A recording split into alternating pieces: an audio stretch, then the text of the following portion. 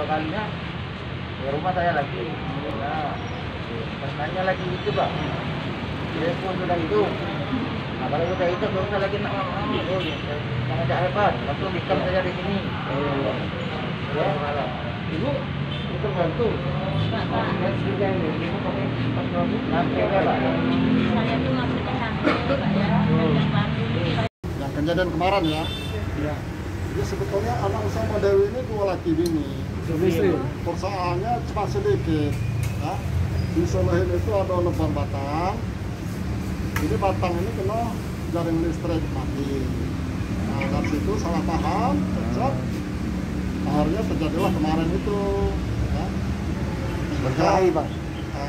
Korban si Solohin itu kena bacok. Ya. Cuman itu persoalan sederhana. Itu tangga dekat.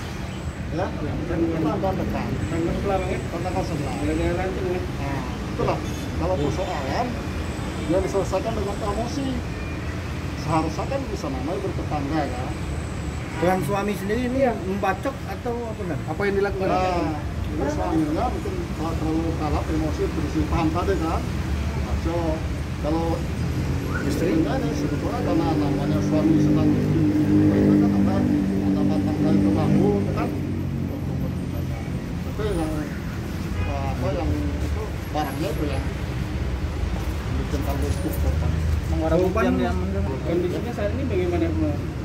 Sekarang sadar ya, sadar semuanya tuh di bagian bawah ya.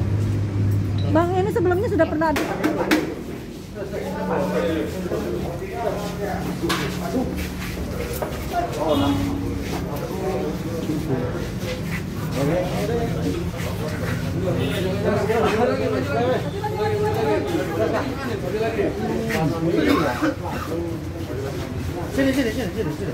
Sini.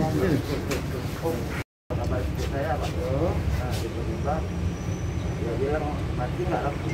Saya bilang gitu. Nah, kalau mati itu handphone saja yang gitu kan. Nah, kebetulan dua kalinya di rumah saya lagi. Nah, pas nanya lagi itu Pak.